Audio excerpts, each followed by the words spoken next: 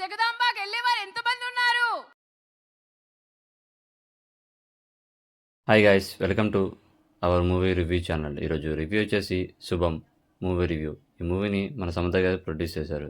Presentation కూడా తనే చేస్తున్నట్టున్నారు. And movie అయితే బాగానే అనిపించింది నాకైతే. అండ్ నైస్ ట్రై అనుకుంటూనే అంటాను, ఎందుకంటే ఇలాంటి మూవీస్ చాలా తక్కువగా వస్తాయి. ఆ మూవీ అయితే నాకు అంతకే బాగానే అనిపించింది.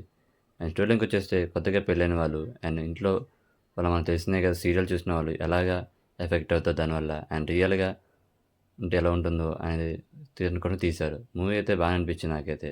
అండ్ ఫస్ట్ హాఫ్లో అయితే బాగా అనిపించింది. అండ్ కామెడీగా, సస్పెన్స్ థ్రిల్లర్గా బాగా అనిపించింది.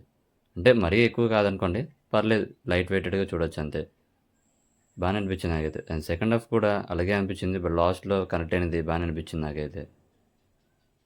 And heroine and hero performance కూడా చాలా బాగా అనిపించింది. అండ్ బ్యాక్గ్రౌండ్ స్కోర్ సాంగ్స్ అంత లేదు, బట్ బ్యాక్గ్రౌండ్ స్కోర్ బాగా అనిపించింది.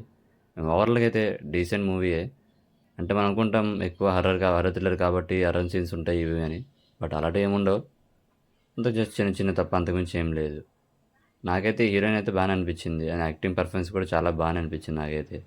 అండ్ చిన్న చిన్న సీన్స్ ఉన్నాయి అక్కడ తప్ప, తప్ప అంత బాగానే అనిపిస్తుంది నాకైతే.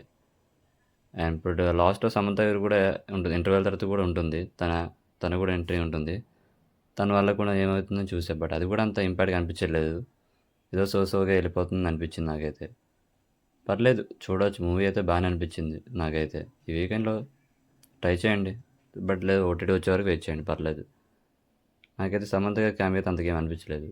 ఇలాంటి మూవీ రిలేటెడ్ కంటెంట్ కోసం మా ఛానల్‌ని సపోర్ట్ చేసి అండ్ సబ్స్క్రైబ్ చేసుకోండి. And thank you for the watching. జై హింద్.